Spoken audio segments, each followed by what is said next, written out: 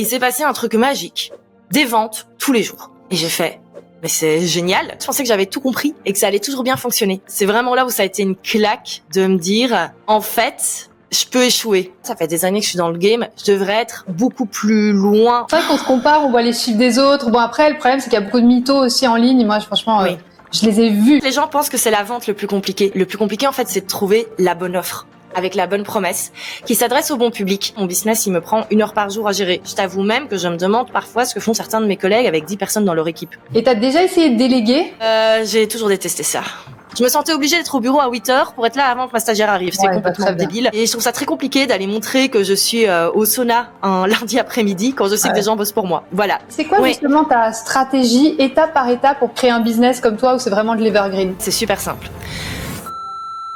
Elle s'appelle Valentine Elsmortel et elle a fait mentir toutes les règles. Elle gagne 10 à 30 000 euros tous les mois en travaillant 1 heure par jour. Pas de bullshit, pas d'équipe, pas de publicité. Juste une vision et une exécution chirurgicale. Salariée, puis freelance, elle largue les amarres en 2015 pour naviguer vers sa propre vision. Pionnière de l'entrepreneuriat digital, elle a bâti un écosystème à sa mesure pour aider les indépendants à vivre vraiment de leur passion, jusqu'à devenir ambassadrice du statut indépendant en Belgique et être reçue par le roi Philippe en personne. Les résultats, des trimestres à 100 000 euros, des programmes, des memberships, des plateformes, des contenus qui explosent, plus de 4 000 ventes, un podcast qui dépasse les 100 000 écoutes et une communauté de créateurs et d'entrepreneurs qu'elle propulse pour devenir ultra rentable. Mais en 2021, le ciel si bleu s'assombrit, enchaînement de problèmes. Elle est au bord de la banqueroute. Mais elle se réinvente, elle rebondit et ressort plus forte, plus affûtée que jamais. Aujourd'hui, Valentine Elsmortel est dans Business et Dolce Vita. Et ce n'est pas juste une success story, c'est un manifeste pour celles et ceux qui veulent créer sans s'épuiser et grandir sans se trahir.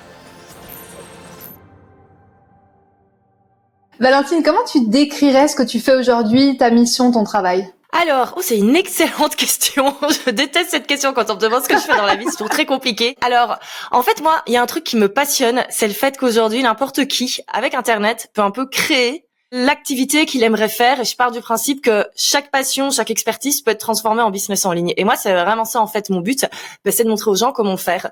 Je suis passionnée par cette thématique de la creator economy. Donc ça, c'est le gros terme qu'ils aiment bien utiliser aux États-Unis depuis 2 ans. Ça arrive chez nous. Et en gros, c'est quoi? C'est par exemple si tu es coach sportif, lance ta chaîne YouTube, fais des vidéos, tu trouveras ta clientèle comme ça. Et ce que j'aime aussi, c'est montrer un petit peu les différents moyens de monétiser son audience, étant donné que bien sûr le coach sportif, il peut avoir des clients en one-to-one, en salle de sport et tout, mais il y a moyen de développer plein de choses. Et là, maintenant, avec l'IA qui arrive, il y a encore moyen de faire encore plus de choses. Mais en gros, par exemple, le coach sportif, il peut faire des formats en ligne, il peut lancer sa propre application, etc. Et c'est vraiment ça, en fait, que je fais. Carrément, passionnant, j'adore, trop bien. Et à 13 ans, j'ai lu comme quoi tu codais déjà des sites, tu crées aussi des communautés en ligne, donc je trouve ça génial. À cet âge-là, moi je me souviens très bien, on était tous absorbés par MSN, pour ceux qui connaissent. Qu'est-ce qui t'a donné cette soif d'indépendance et de création? Alors, pour la petite histoire, en fait, il y avait un garçon de ma classe et c'était juste avant de rentrer au collège, quoi. Donc, on était vraiment encore tout jeunes. Et je sais pas, il y avait un garçon de ma classe qui avait fait un site internet sur la série Dragon Ball Z. On était vraiment à cette époque-là, tu sais. Et j'ai trouvé ça trop cool. Alors, pas parce que je suis fan de la série Dragon Ball Z, mais je trouvais que le fait d'avoir son propre site internet, alors que c'était au début, on savait pas à quoi ça servait internet à l'époque, mais je trouvais ça trop cool. Et je sais pas, je me suis dit moi aussi, je vais faire mon propre site internet. Et comme j'étais fan de la série Buffy, j'ai fait un site internet sur la série Buffy avec les petits moyens de bord et comme on n'avait pas toutes les solutions qu'on a aujourd'hui comme WordPress, etc. Et donc la seule solution en fait c'était d'apprendre à coder le HTML et donc voilà, c'est comme ça que ça a commencé. Ouais, donc pas facile en plus comme compétence à apprendre, quoi. En fait c'était plus simple à l'époque parce que déjà on n'avait pas tout ce qui est version mobile. Après que ça s'est complexifié, donc c'était un petit peu plus simple. Donc voilà, mais c'est comme ça aussi. Et comme je voulais avoir un site qui était joli, du coup, c'est comme ça que j'ai appris à utiliser Photoshop. Et il y avait déjà plein de tutoriels en ligne et vraiment, j'ai appris comme ça. Et donc j'avais mon site sur l'actrice Sarah Michelle Gellar, qui était le site numéro 1 dans le monde francophone. Donc ça, c'était quand même cool. Et j'avais à côté mon petit blog personnel où je faisais des tutoriels. Et parce que j'adorais expliquer comment j'avais construit ce que j'avais construit. Donc on n'est pas très loin de ce que je fais aujourd'hui au final, avec d'autres thématiques. Mais voilà. En gros, c'est ça l'histoire. Ok, trop bien. Et toi, quand tu t'as commencé, t'étais community manager, après t'étais consultante en marketing digital. C'est à quel moment précis où tu t'es dit, ok, là, faut que je crée mon propre écosystème? En fait, quand je me suis lancée comme freelance, déjà c'était il y a 10 ans. Donc on n'avait pas du tout le même écosystème en ligne qu'on a aujourd'hui. Il y avait pas autant de personnes qui font le métier que nous faisons. Et en gros, moi, le simple fait d'être déjà à son compte, c'était déjà un truc de dingue. D'ailleurs, tout le monde me prenait un petit peu pour une folle dans mon entourage. Et donc, j'ai un petit peu lancé comme freelance un petit peu tout ce que je savais faire. Et j'aimais pas, en fait, bosser pour le business des autres. Mais pour moi, il y avait pas d'autre chose. Ou alors, c'était créer une vraie entreprise, un petit peu comme Steve Jobs. Tu vois, les entrepreneurs dont on parlait, c'était des gens comme eux. On parlait pas de solopreneurs ou de plus petits small business comme on a. Et un jour, en traînant sur Pinterest, je découvre qu'il y a des nanas aux États-Unis qui gagnent leur vie en vendant des cours en ligne. Et c'est là que tu vois, ça a fait lien avec ce que je faisais quand j'étais ado, parce qu'en fait, moi, c'est toujours ce que j'ai aimé, c'était créer du contenu, tester des choses, apprendre des choses, puis les retransmettre sous forme de tutoriels, etc. Et j'ai fait, mais c'est exactement ce que je faisais quand j'étais ado, en fait, quoi. À part que là, c'est des cours un petit peu plus fournis et qu'elle les vend, mais en fait, et je me rends compte qu'il y a des business à plusieurs millions de dollars aux États-Unis. Et quand j'ai vu ça, j'ai fait, go, c'est ça que je veux faire, quoi. Et ça a été une évidence en mode, ah ouais, c'est vraiment ça que je veux faire. C'est ça, ouais. Ok, trop bien. Et justement, toi, tu as relevé un challenge impossible. Prouver qu'on peut vendre des produits entre 500, 1000 euros en automatique, sans closer, sans appel de vente, alors qu'il y a tout le monde qui dit que c'est impossible. Pourquoi tu penses que tout le monde pense que c'est impossible déjà? C'est quoi un peu le gros mythe selon toi là-dessus? En fait, c'est tellement facile que je crois que les gens n'osent pas se rendre compte que ça peut être aussi simple. Mais en fait, les gens pensent que c'est la vente le plus compliqué. Et là, je peux te dire, avec les années, le plus compliqué, en fait, c'est de trouver la bonne offre, avec la bonne promesse, qui s'adresse au bon public.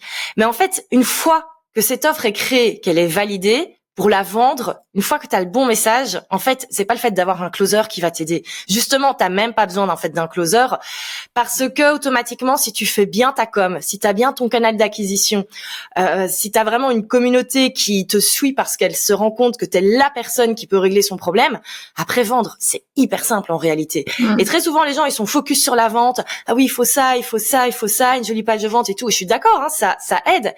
Mais il ne se pose pas la question, et ça, moi, je le vois tout le temps. C'est que c'est le truc que je répète encore le plus maintenant quand je fais des lives dans mes cours, mais réfléchis au problème de ton client idéal.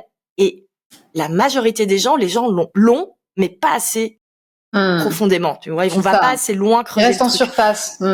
Oui, ou alors ils osent pas dire le vrai truc. Oui, typiquement, parce qu'ils ont peur de pas délivrer derrière. Oui, ou alors ils vont rechercher trop loin. Et parfois c'est tout simplement les problèmes en fait des gens sont souvent très simples et peuvent être compris par un enfant de 4 ans. Et très souvent on aime bien complexifier la chose. Et moi ce que je dis toujours, les gens comme moi, on est dans le make money au final, enfin comme toi et moi. Mais qu'est-ce que les gens veulent? C'est tout simplement plus de revenus. Et également plus de temps, plus de liberté, mais n'allons pas complexifier le message parce que sinon les gens ne le comprennent pas. Et quand on complexifie, ça devient compliqué à vendre. Donc voilà. Ça c'est clair. J'ai vraiment vu des messages tellement simples qui se vendent tellement bien et des messages tellement complexes. En fait, il y a personne qui comprend. La personne, elle a l'impression que c'est cool, c'est différent, mais en fait, c'est trop complexe. Oui. Et alors après, par rapport à ce truc de la vente automatisée, je sais pas, c'est très dans le monde francophone. Parce que tu sais, je voyage assez souvent aux États-Unis pour me former et tout. Et je remarque que quand je parle de tunnel de vente evergreen là-bas, c'est plutôt en mode ah ouais attends donne-moi ton framework, je vais tester et tout. Ouais, c'est normal. Voilà, c'est complètement différent. Tandis que ici c'est un petit peu, mais je pense qu'en fait c'est tellement à l'inverse de ce qu'on a l'habitude de faire et tout, qu'on reste aussi dans des domaines qui sont nouveaux. Et je pense que en fait ça paraît tellement simple, tellement presque magique, mais les gens se rendent pas compte que avant d'avoir un tunnel de vente qui tourne, mais t'as plein de boulot avant. Tu vois, c'est pour ça, les gens sont toujours là. Oui, mais si c'était facile, tout le monde le ferait. Oui, mais tout le monde va pas le faire parce que tout le monde est peut-être pas prêt à se prendre dans la tronche 5 lancements qui vont peut-être moins bien fonctionner avant que tu trouves justement la fameuse promesse qui, elle, va tourner toute seule en evergreen. Et souvent, les gens abandonnent après le premier. Donc, selon moi, il y a 2 choses sur le marché français. C'est vraiment, déjà, faut que le travail soit dur, le hustle, vraiment, la hustle culture. Et deuxièmement, c'est vrai que sur le marché américain, parce que moi, je me forme que avec les Américains, j'adore, ils sont tellement en avance, enfin, c'est tellement quali ce qu'ils font. Et je vois là-bas, parler d'argent, c'est normal. Parce que chez nous, c'est tabou, c'est mauvais. D'ailleurs, j'imagine que tu fais face aussi à des haters de temps en temps qui sont là, ouais, make money, tout ça. Ouais. Ah mais c'est un gros sujet. Et d'ailleurs j'ai testé sur 2 années. 2023 j'étais beaucoup plus à montrer mes revenus, les captures d'écran Thrivecart, machin. Et effectivement j'ai eu, alors ce n'est jamais des personnes avec qui on a envie de bosser au final en plus qui commentent ces haters, etc. Et écoute, très intéressant, j'ai fait le test en 2024 de beaucoup moins communiquer sur mes revenus, beaucoup moins communiquer sur tout ce qui est un petit peu vente automatisée. Et clairement le business il a stagné. Parce que y a rien à faire, c'est le message qui attire, une audience donc cible. le business a stagné, mais les haters, du coup, t'en avais moins aussi, c'est ça? Oui. Ah, du coup, c'est bien, j'étais tranquille, tu vois. On m'a pas dit non plus que je faisais du OnlyFans, mais clairement, au final, il n'y a pas eu d'évolution dans le business. Et moi, un business qui fait la même chose, c'est un business qui stagne déjà. Donc voilà, après, c'était intéressant et je me suis dit, bon, ben voilà, maintenant, effectivement, je pense qu'il y a l'art et la manière de le faire. Ça, c'est un petit peu ma recherche de le faire de manière un petit peu élégante, puis expliquer aussi. Voilà, montrer aussi qu'est-ce que ça coûte, tu vois, au final, parce que je connais plein de gens qui font 100 000 euros de chiffre d'affaires par mois, mais bon, si t'as 90 000 euros de pub à côté, voilà. Et donc voilà, un petit peu éduquer. Mais il y a un gros travail d'éducation à faire encore par rapport à ça. Ouais, de ouf. Moi, une fois, un hater, c'est le seul qui m'a un peu titillé, j'avoue. Il m'a un peu énervé, lui. Il m'a écrit en mode comme si une nana allait m'apprendre à faire de l'argent. Et j'étais là, écoute, tocard. J'étais là, bien sûr qu'une nana va t'apprendre à faire de l'argent. On est en 2024, 2025, wake up, quoi. Celui-là, il m'a un peu énervé, j'avoue. Faudrait que je fasse un post là-dessus. Ouais. C'est rigolo. Et pourtant, moi, j'ai pas ce discours à la base. J'ai pas été éduquée avec ce truc. Les hommes sont plus forts que les femmes, nanana.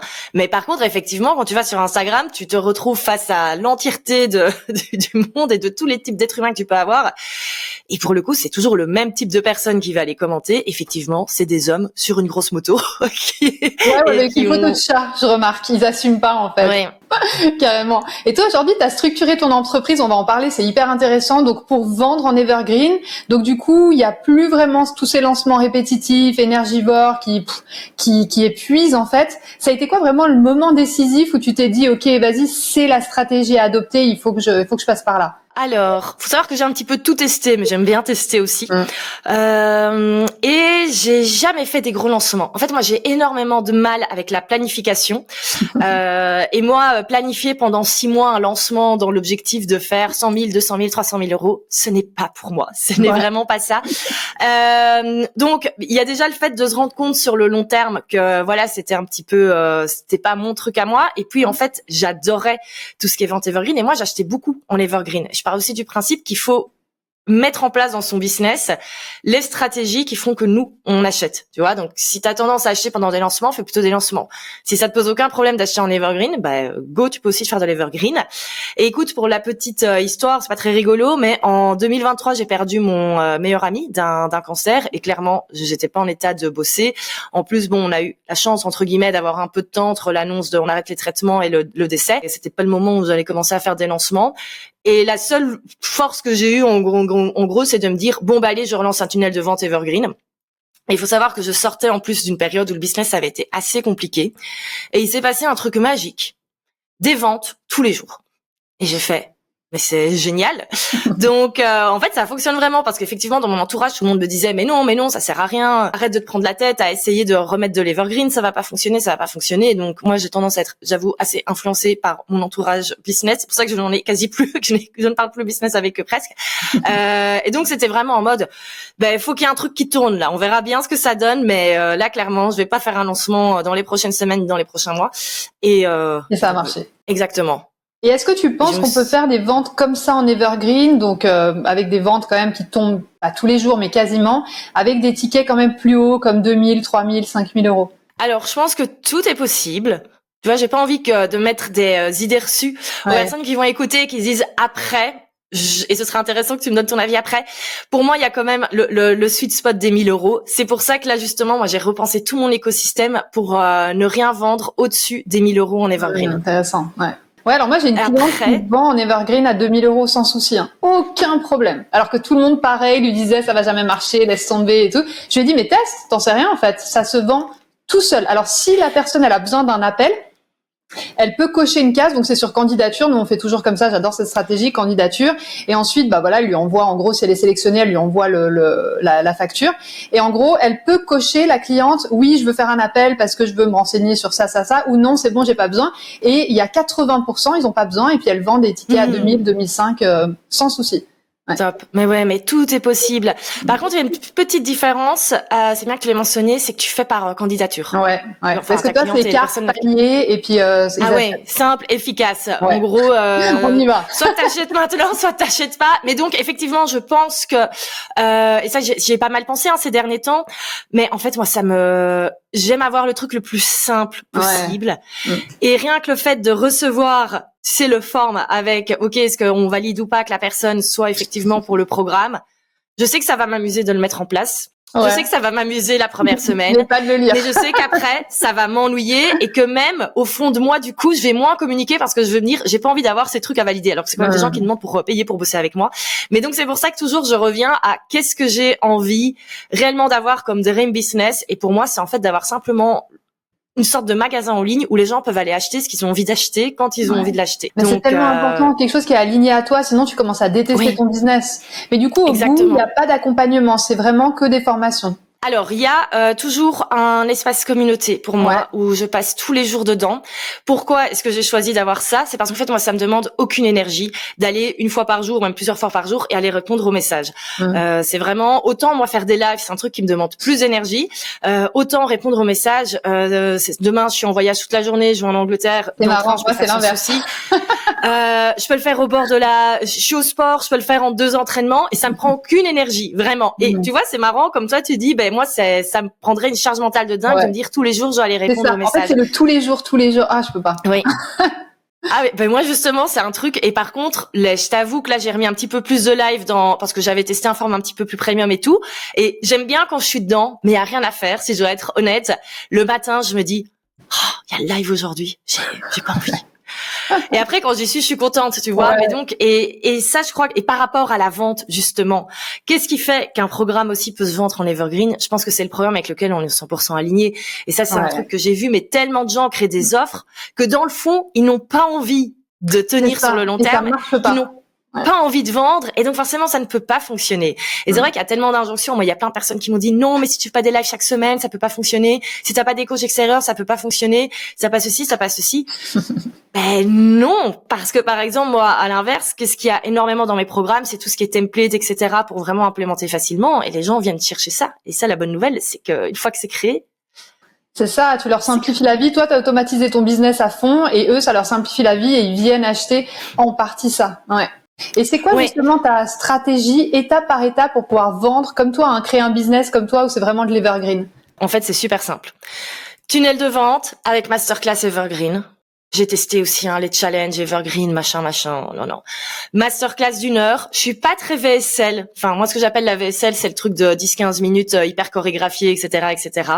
Moi, il y a rien à faire. J'aime bien le bon vieux masterclass, la bonne vieille masterclass format webinaire où on apporte quand même de la valeur, mais qui est quand même pensée pour convertir à la fin, etc. À la fin, je fais une offre. Alors oui, bien sûr, tout est automatisé. Bien sûr que je m'amuse avec Deadline Funnel pour faire une offre qui est quand même valable que 2 heures pour quand même avoir cette petite. On le sait, s'il y a pas de deadline, les gens ne passent pas à l'action. Et comment est-ce que je fais pour envoyer du monde vers cette masterclass? C'est tout simplement avec du contenu.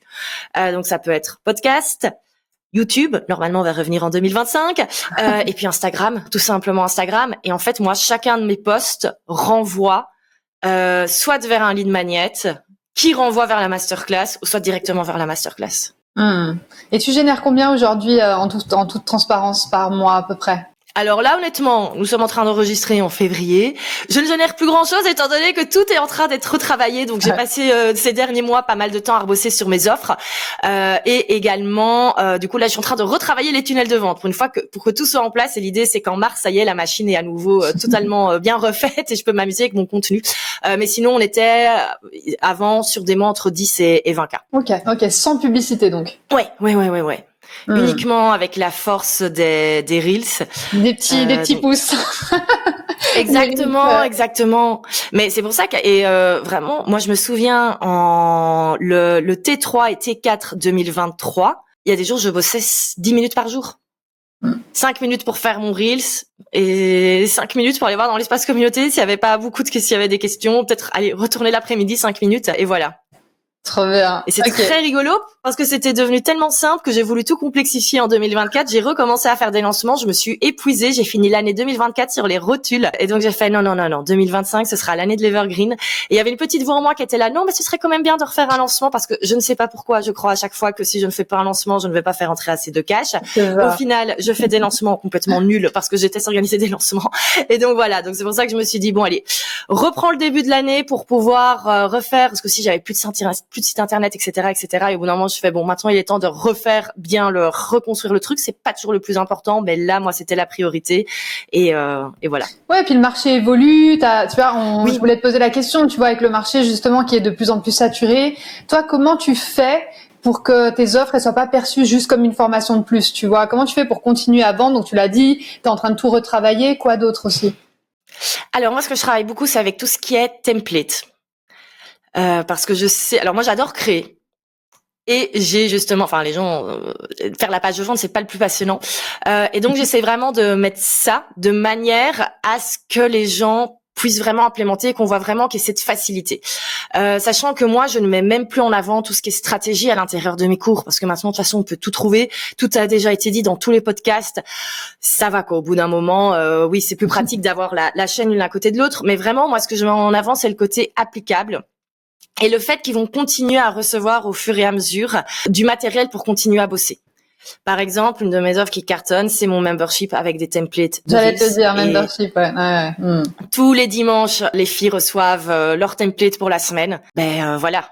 Là, on n'est plus dans de la formation, en fait. Alors là, j'ai repimpé un peu le truc pour avoir un peu de formation en ligne, pour un peu réexpliquer ce que c'était une offre, parce que si t'as pas une offre qui se vend en ton reel, il a beau être super viral, si t'as pas une offre qui peut bien se vendre après, ça ne sert à rien entre guillemets. Mais on est vraiment plutôt sur de l'implémentation, quoi. Ouais, passage à l'action. De toute façon, la théorie, comme tu l'as dit, elle est partout. Maintenant, il y a ChatGPT, il y a YouTube. Enfin, ce qu'ils veulent les gens, c'est les ressources, exactement, que tu leur facilites la vie et que justement ils puissent immédiatement passer à l'action. C'est ce qui manque, mais l'action fait peur aussi.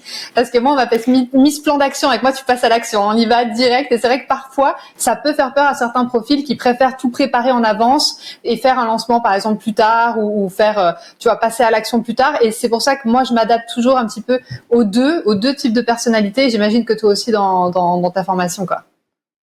Alors moi je suis plutôt gros passage à l'action, mais en sachant qu'effectivement de toute façon les gens avancent à leur rythme.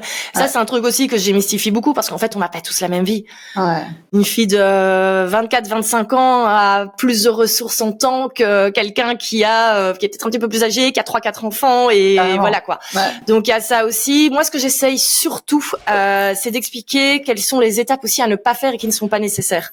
Et tu vois par exemple dans un de mes programmes j'ai un test, un plan d'action en fait que chaque personne peut refaire tous les trimestres de façon à savoir ok quel est vraiment mon objectif. Est-ce que c'est plutôt le moment de mettre plus le focus sur Instagram, est-ce qu'il serait pas le temps de lancer ma newsletter par exemple, ce genre de choses. Et après elles ont la liste limite semaine après semaine de ok quelles sont vraiment les priorités. Et si c'est pas dans la liste des priorités, tu sais que c'est pas nécessaire. Par exemple, il n'y a jamais dans les priorités retravailler son branding. Ouais, retravailler sa bio 50 fois, on connaît bien. Exactement. Ouais. Et on sait que l'entrepreneuriat, c'est un ascenseur émotionnel, hein. Ça a été quoi ta plus grosse remise en question où vraiment tu t'es dit dans ton parcours, tu t'es dit, ah ouais, là, ok, intéressant, là, ça vient titiller quelque chose. Il s'est passé quoi? Oh, il y en a tellement. Là où ça m'a vraiment un gros échec. Alors, faut savoir que moi, j'ai eu que des chouettes trucs dès le début. Ça a très bien fonctionné dès le départ. J'ai eu plein de chouettes opportunités. C'était vraiment très, très cool. Et en fait, je pensais que j'avais tout compris et que ça allait toujours bien fonctionner. Et ensuite, on a eu 2020, tout ça a cartonné dans notre domaine, 2021 aussi. Tu vois, moi, j'étais là un petit peu avant, donc j'ai vraiment pu profiter de cette vague de lancement. Et par contre, 2022, ça a été la merde. Et encore aussi toute une partie 2023, hein, comme je te disais, avant que je repasse ton evergreen, pardon. Et c'est vraiment là où ça a été une claque de me dire, en fait, je peux échouer. Et ça peut être compliqué. Et tu sais, souvent, t'as l'impression que ça va être la galère au début, mais qu'après, qu'une fois que ça démarre, mais en fait, c'est pas vrai. Et en fait, il y a des cycles. Et je le vois aussi maintenant auprès d'amis qui sont à leur compte depuis aussi 9-10 ans, etc. En fait, il y a des cycles. Et c'est vraiment d'accepter qu'il y a des cycles, mais un peu comme dans la vie, un peu comme dans tout au final. Tu vois, même dans les relations amoureuses, amicales, ça peut pas être toujours parfait. T'as des cycles, t'as des moments où c'est un petit peu plus compliqué, puis ça remonte. Et ça a vraiment été ça d'accepter que, ok, il y aura des moments plus compliqués. Et il y en aura encore, parce que mon but, c'est de faire ça toute ma vie. Donc, clairement, là, je sens qu'on est sur une vague. Enfin, il y a plein de bonnes choses qui arrivent. Mais me dire maintenant, ok, tout n'est pas acquis. C'est vraiment ça. Ouais, c'est intéressant. C'est vrai que j'avais discuté avec pas mal de personnes qui ont eu immédiatement ça a marché, un peu comme toi ce que tu viens de me dire, et en fait après tu te prends une claque et tu te dis ah bah en fait ça marche plus si bien que ça, il y a les concurrents qui arrivent, il y a le marché qui évolue, il se passe des crises aussi, des choses, et d'un coup on se dit ah en fait je savais pas si bien que ça, et après ces personnes-là, tu me diras ce que t'en penses, mais elles m'ont dit j'ai eu du mal à rebondir parce que du coup je savais pas ce qui avait marché, ce qui avait moins bien marché, donc du coup je savais pas comment rééquilibrer, comment vraiment me réinventer. Ça, je l'ai eu moins bien. Moi, c'était plus en mode, en fait, je m'en voulais tellement. Parce que je me disais, allez, j'ai fait ça depuis des années. Puis ça fait des années que je suis en ligne. Tu vois, j'étais là, mais normalement, je devrais. Et en fait, c'est la comparaison, parce qu'il y a rien à faire. Tu vas sur Instagram et notre boulot, c'est quand même un peu d'être sur les réseaux sociaux. On peut pas ne pas s'empêcher de voir des choses et de se comparer. Donc c'est plutôt ça. Et moi, ça a plutôt été de me dire, m'accepter qu'en fait, que chacun a son timing, parce que je m'en voulais beaucoup. Et tu vois, là, moi, j'ai pas mal stagné ces dernières années parce que je me suis posé pas mal de questions, etc., etc. Et c'est clair qu'il y a un moment, je me dis, mais ça fait des années que je suis là, ça fait des années que je suis dans le game. Je devrais être beaucoup plus loin en termes de certaines stats, que ce soit en termes de following ou même de chiffre d'affaires. Et je sais que je me suis auto-sabotée à plein de moments. Et c'est le fait, en fait, d'accepter de me dire, ok, bah, c'était peut-être ça mon chemin, en fait. Et que peut-être que mon chemin c'était pas d'exploser, enfin même si tout s'est très bien passé, mais que oui c'est que mon chemin clairement c'était pas de faire le million au bout d'un an, et on verra bien ce qui arrive par après. Et c'est ça aussi, quoi, accepter que chacun son rythme, même si la grande impatiente que je suis a du mal avec on ça. est dur avec nous-mêmes en plus, hein. C'est vrai qu'on se compare, on voit les chiffres des autres. Bon après le problème c'est qu'il y a beaucoup de mythos aussi en ligne. Moi franchement Oui. je les ai vus, tu vois, vraiment des personnes qui disent je gagne, je sais pas moi, 60 000 euros par mois, et en fait je vois elles vivent ici dans des petits guest house qui coûtent 300 euros le mois. Enfin peut-être qu'elles réinjectent tout dans leur société, hein. D'ailleurs c'est ce qu'on a fait aussi pendant longtemps avec Micha. Mais il y a beaucoup de personnes qui mentent sur beaucoup de choses, et du coup toi après tu te compares et tu te sens nul, alors qu'en fait c'est du mytho, quoi. Ouais, et puis il y a des choses sur lesquelles on peut pas se comparer. Tu vois, moi par exemple, je me suis énormément comparée avec des collègues qui proposaient le CPF. Et je ne me rendais pas compte que forcément c'était un petit peu logique qu'elle fasse x3, x4 de chiffre d'affaires, parce que oui, c'est logique, quand les gens doivent pas vraiment sortir de la poche, c'est quand même un petit peu plus facile. Et là le CPF, il est en train d'être terminé, et on a beaucoup qui vont avoir, je pense, une année 2025 compliquée, et je me dis voilà, les cartes se redistribuent. Et autant moi ça a été, je vais pas dire un point de douleur, mais de me dire ah oui, si je pouvais aussi proposer j'aurais pu le proposer, mais alors fallait passer par des trucs un peu des intermédiaires, je sentais que ça puait. Ouais. Mais c'est vrai que pendant des années ça a été je me comparais. Et là, je sais qu'une fois que ça va être acté, que ce fameux CPF pour plan de formation malheureusement n'est plus possible, moi à l'inverse, tout le chiffre d'affaires que j'ai fait, et c'est quand même du multi-6 chiffres, je l'ai fait sans proposer aucune aide. Et donc je peux dire maintenant, ok, je sais réellement comment vendre, parce que moi les gens ils achètent vraiment, ils sortent vraiment leur carte de crédit pour acheter. Donc, au final, tu vois, tout s'équilibre, et les difficultés d'un moment redeviennent pas des facilités, mais peuvent devenir au final des choses qui nous portent. Donc voilà. Donc arrêtez de se comparer, de regarder à côté. Et d'ailleurs, moi, c'est très drôle, mais depuis le début de l'année 2025, mais je ne me prends que des claques à chaque fois que je suis sur Instagram. Et c'est même dans le business, des gens qui se séparent comme associés, des business qui disent finalement je ferme, alors que tu pensais que ça cartonnait. Il y a vraiment plein de choses où tu te dis, mais arrêtez, ce monde est fake, arrêtons de nous comparer. C'est ça exactement. Tu sais pas en fait ce qui se passe. Oui, des personnes qui se séparent, qui arrêtent, aussi qui brûlent, qui font des burn-out, qui sont pas bien, qui arrêtent alors qu'elles étaient arrivées à un super niveau. Donc on sait pas ce qui se passe à l'intérieur. Ouais, clairement. Et tu parles souvent d'écosystème, donc dans ton business. Dis-nous en plus. Donc toi tu dis comme quoi l'objectif ici c'est d'avoir justement cet écosystème qui se nourrit à la place d'avoir une seule offre. T'entends quoi par là? Alors, je pense que si on fait du bon boulot, les gens vont vouloir réacheter chez nous. Et ça, c'est un truc dont on parle pas assez, ce fameux Customer Lifetime Value. Et je pense que c'est important. Alors, je pars du principe qu'au début, ça ne sert à rien de s'éparpiller, d'avoir 1 milliard d'offres, parce que ça, c'est aussi une erreur que je vois souvent. On a envie de faire ça. Donc moi, j'ai toujours une offre qui peut tourner en evergreen et qui t'apporte le chiffre d'affaires minimum dont tu as besoin pour vivre plus ta best life que ta moins best life. Mais après, c'est important de savoir, ok, parce qu'une fois que les gens, ils vont bosser avec nous, ils vont évoluer, nous aussi on évolue, et puis après on peut aussi proposer d'autres choses. Et je pense que c'est important de réfléchir vraiment à, ok, comment est-ce qu'on peut accompagner sur le long terme, ou alors avoir des offres qui nous permettent d'accompagner sur le long terme, et pas juste avoir un programme peut-être à 2 000 euros où au bout de 6 mois, les gens, ils ont fini de bosser avec nous, et puis on doit tout le temps être en train de trouver des nouveaux clients. Et ça, c'est une règle, de toute façon, business de base, où on sait que c'est plus facile de revendre à un client content que de trouver des nouveaux clients. Ouais, donc t'as créé vraiment le parcours client où la personne elle évolue, puis à chaque fois tu continues à lui proposer la suite. Exactement, exactement. Et d'ailleurs, pour optimiser ces tunnels de vente evergreen, et ça peut faire une vraie différence au niveau du chiffre d'affaires, faut pas hésiter à proposer toujours des downsell. C'est tout simple, mais ça peut faire une vraie différence. Donc, qu'est-ce que c'est? C'est tout simplement une offre qu'on va moins cher entre guillemets, ou qui est l'étape avant. Moi, je sais par exemple, un de mes produits qui cartonne, c'est la formation sur les petites offres, parce qu'en fait, ça rassure. Donc, les gens qui se voient pas tout de suite lancer un gros membership ou un gros programme en ligne, ben ok, ils achètent pas dans le tunnel evergreen. Ok, c'est pas grave, je vais leur dire, ok, si t'as un peu peur parce que tu crois que c'est pas encore le moment, tu peux commencer par une petite offre, et là on peut proposer un autre produit, et le fait, du coup, les gens passent à l'action avec ça, et du coup là ils vont pouvoir aller acheter l'autre produit, et après on peut upseller sur d'autres choses. Carrément, ouais, carrément. On l'avait fait aussi la mini formation, c'est vrai que ça marche très bien avec justement l'upsell, downsell, comme ça les personnes, et ça rajoute vraiment au panier moyen, ça rajoute vraiment un beau chiffre d'affaires, un beau revenu. Donc non, c'est cool à mettre en place comme stratégie. Et c'est quoi que tu vois toi, parce que moi dans le scale, je vois énormément de gens qui s'épuisent parce qu'ils pensent qu'il faut travailler plus. Puis à un moment donné, ils se disent mais en fait là, je suis déjà à bout. Comment je fais pour scale? Comment je fais pour passer à 20 000, 30 000, 50 000 alors que je peux pas avoir plus de clients ou autre. C'est quoi tu penses toi les 3 éléments précis qui font toute la différence justement dans ton modèle où on s'épuise pas, où on scale de façon automatique, minimaliste et sereine? Oui, alors, première chose, de toute façon, construire son offre pour pouvoir scaler. Ça, c'est la première chose. Donc, c'est bien beau d'aller intégrer du one-to-one dans son offre, mais ça, clairement, c'est red flag. Tu vas pas pouvoir scaler autant que tu le veux. C'est juste logique. Donc, moi, c'est pour ça que j'ai toujours fait système très minimaliste, 1 ou 2 lives par mois et les phases communauté. Du coup, effectivement, il y a peut-être pas de moment one-to-one avec moi. En même temps, je considère que ça sert à rien parce que moi, je suis pas coach à la base. Donc, c'est pas à ce moment-là que je vais aller dégommer les trucs mindset en one-to-one.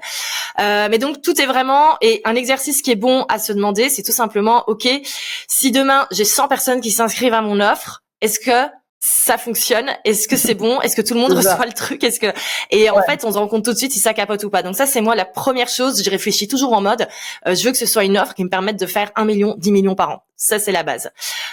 Tout en sachant que j'ai vraiment envie de bosser seul un maximum. Bon, c'est clair que le jour où je ferai 10 millions, il y aura besoin de quelqu'un pour m'aider au niveau du customer care. On est d'accord, mais bon, on n'y est pas encore. Ça, c'est la première chose. Deuxième chose, c'est bien beau d'avoir un tunnel de vente evergreen, mais il faut tous les jours alimenter, en fait, sa communication, son canal d'acquisition pour envoyer vers le tunnel de vente evergreen. C'est parce que si tu n'envoies pas vers ton tunnel de vente evergreen, tu n'as pas de vente. Et donc réfléchir à quel type de contenu on aime faire. Moi, typiquement, j'adore Instagram, j'adore créer des carousels, des reels, etc. Bon, let's go, ça me prend pas d'énergie. Il y a des gens, ça les saoule. Fais peut-être alors un très bon épisode de podcast par semaine, mais qui va te permettre d'avoir des auditeurs chaque jour. Donc, choisir le bon canal de communication. Et le troisième, c'est déjà bien là tout ce qu'on a dit. Je vois qu'il y a vraiment une notion de fun vraiment avec toi dans ton business. C'est vraiment s'écouter, trouver qu'est-ce qu'on kiffe et le faire en fait. Mais oui, parce qu'en plus, on a de la chance, il y a tellement moyen de faire plein de choses. Enfin, il y a plein de manières différentes de communiquer, il y a plein de manières différentes de vendre. Et je suis pas en train de dire que mon modèle, c'est le seul qui mérite d'exister. Et il y a plein de choses différentes et c'est très bien.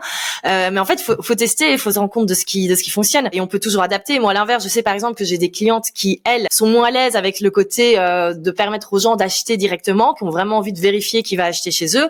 Mon système de masterclass, elles l'ont juste un petit peu adapté pour que ça renvoie vers un formulaire de candidature, un petit peu comme tu fais. Et en fait, voilà, faut juste adapter, faire en fonction de soi. Mais on n'est pas là pour souffrir, quoi. Donc c'est ça, exactement. Mais je vois tellement de personnes qui se mettent tellement la pression, en fait, c'est pire que le salariat, tu vois. Donc t'es là, mais à un moment donné, et moi j'ai dû faire un gros travail là-dessus parce que je viens du droit, donc j'ai vraiment un peu entre guillemets fait les études pour mes parents. J'ai toujours rêvé d'être avocate, mais je les ai un peu fait pour eux. Et à un moment donné, je me suis posé la question quand je suis arrivée dans mon business, que ça a commencé à bien marcher, parce que Misha, mon associé, est vraiment comme toi. Il est vraiment axé plaisir, c'est le créatif. Et il m'a posé la question, il m'a dit, mais c'est quoi toi qui te fait kiffer, Amandine? C'est quoi que t'as envie de faire? Et j'étais là, je me suis jamais posé la question et on m'a jamais posé la question non plus, tu vois. Et j'ai dû réfléchir. Franchement, honnêtement, ça m'a pris des années à réfléchir. Ok, c'est quoi que j'ai envie de faire. J'étais toujours dans le devoir, tu vois. Il faut faire, mais j'étais pas dans le qu'est-ce que j'ai envie de faire. Et c'est pour ça que s'écouter et adapter exactement à soi. Si par exemple toi, ça te fait kiffer de répondre aux messages, ça te prend pas d'énergie, go. Si au contraire, ça te prend de l'énergie, peut-être délègue ou fais pas comme ça. Enfin, c'est intéressant en tout cas d'axer tout autour du fun parce que je vois trop de gens vraiment qui subissent leur business. Non, non, totalement. Et en fait, on a tellement d'injonctions, on pense que ça ne peut pas fonctionner si on fait comme ça. Et moi, une question que je me pose souvent quand je suis en train de réfléchir à des nouvelles manières de bosser ou quoi, je me dis, OK. Parce que moi aussi, parfois, j'ai des injonctions et je me dis, mais non, mais là, ça peut pas fonctionner si je fais comme ça. Et je me dis toujours, OK, si j'étais convaincue que ça allait rapporter le chiffre d'affaires que je veux, qu'est-ce que je ferais? Et très souvent, on se rend compte que c'est différent que le truc où on se disait là, il faut absolument que je fasse ça parce que sinon ça va pas fonctionner. Et ouais, non, faut croire en fait au fait que ça peut fonctionner. Et si justement on leur dit, si on fait le truc qui est aligné et avec lequel on va avoir envie de communiquer, il y a pas de raison que ça fonctionne pas au final. Ouais, c'est ça, complètement. Et toi, tu disais donc que t'es seule, t'as pas d'équipe aujourd'hui, donc ça veut dire que tu génères entre 10 000, 15 000 euros par mois en evergreen, sans publicité et sans team. Raconte-nous comment ça se passe du coup. Écoute, c'est assez sympa, ça se passe. Alors comment est-ce que ça se passe? Mais en fait, moi, les gens pensent souvent que je suis débordée. Tu sais que je suis en train de travailler des nouvelles choses pour ajouter d'autres business parce que en fait là, je suis arrivée. Alors là, comme je te disais, je suis dans une grosse phase de reconstruction, reterminer les derniers tunnels de vente et tout. Mais une fois que tout est en place et que c'est validé et que ça fonctionne, moi, mon business, il me prend 1 heure par jour à gérer.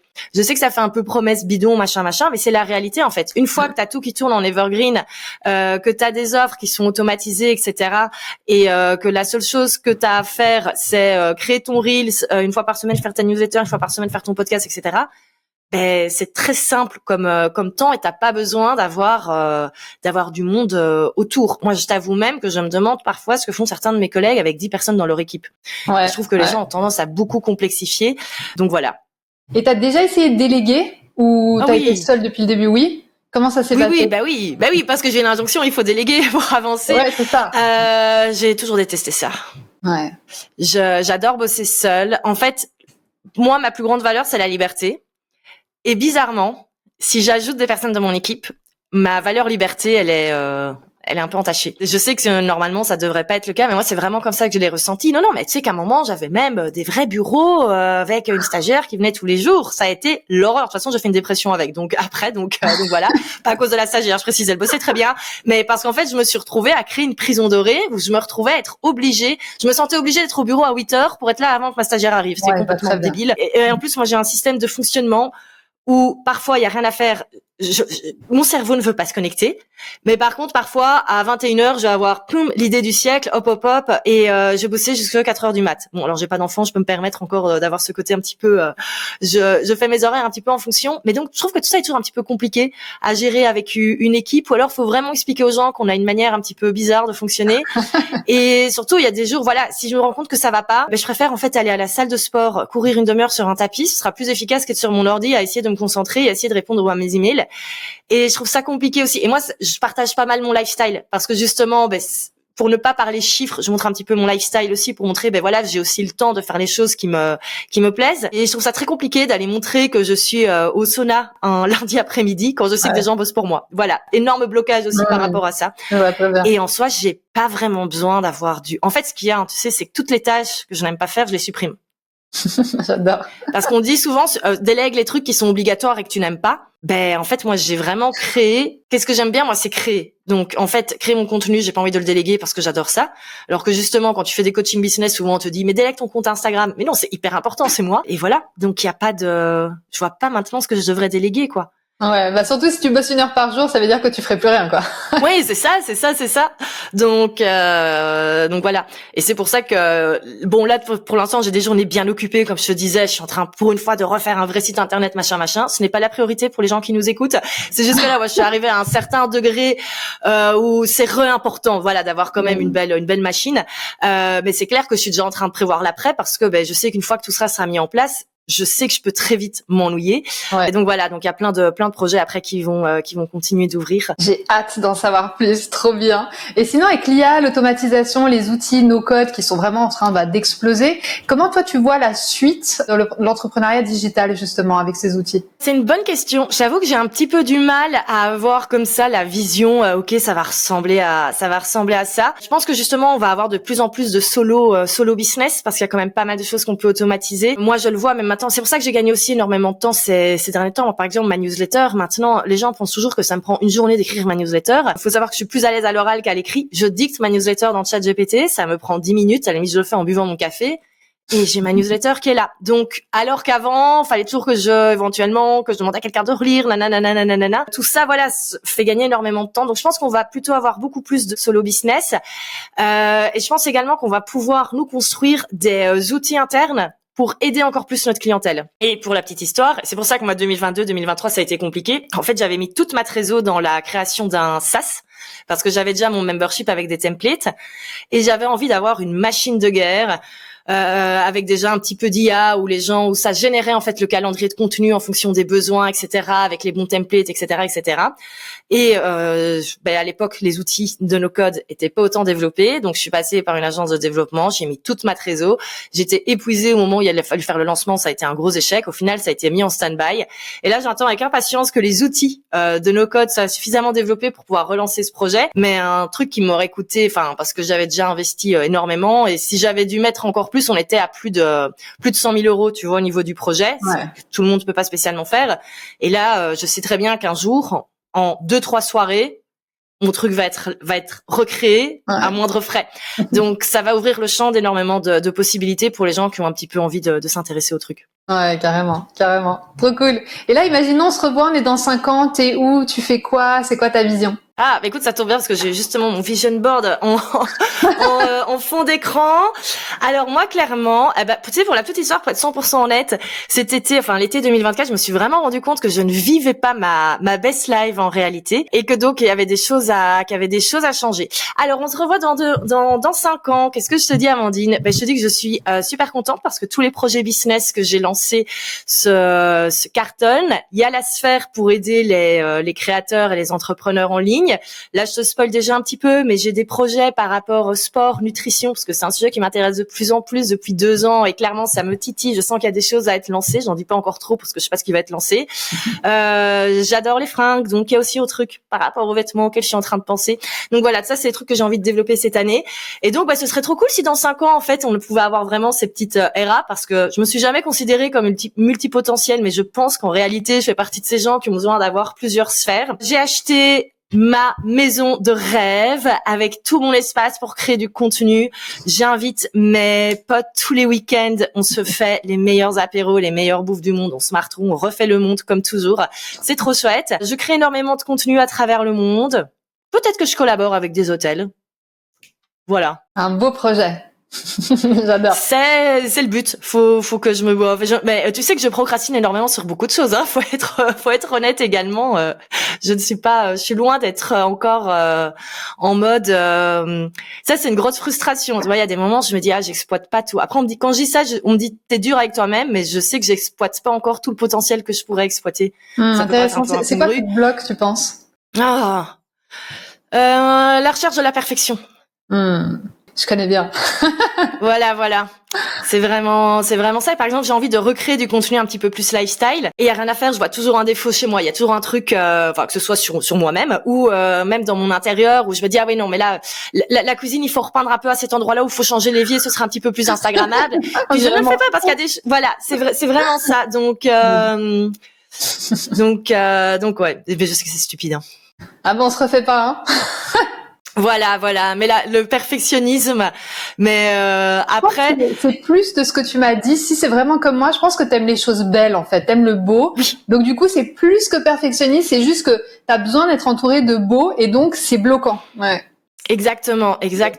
Mais un peu comme je te disais, là, je vais pas dire que j'ai perdu le début de l'année à retravailler sur tout ce qui était mon identité, mon branding, etc. Repenser exactement à l'ADA qu'on aura sur Instagram. Mais pour moi, c'est important. Et c'est clair qu'à des moments, je me dis, j'aimerais bien, et dans notre domaine, il y a quand même pas mal de personnes, quand tu regardes leur contenu, c'est pas très beau, quoi, même quand tu télécharges leur ligne de manière. Mais pour moi, c'est important. Bon, après, j'étais en école d'art quand j'étais petite, j'ai étudié l'histoire de l'art avant de faire la com, je pense qu'on se refait pas, quoi. Carrément. Trop bien. Merci pour tout. Vraiment, merci pour la valeur que t'apportes. Moi, j'adore ton contenu, je le suis depuis un moment. C'est hyper cool ce que tu fais, merci. Écoute, un tout grand merci et écoute, au plaisir dans 5 ans de trinquer au succès avec une coconut à Bali du coup. Ouais, et dans ta super villa. Exactement. Les apéros, tu m'as vendu du rêve là. Je débarque. Trop bien, merci beaucoup. Merci à toi.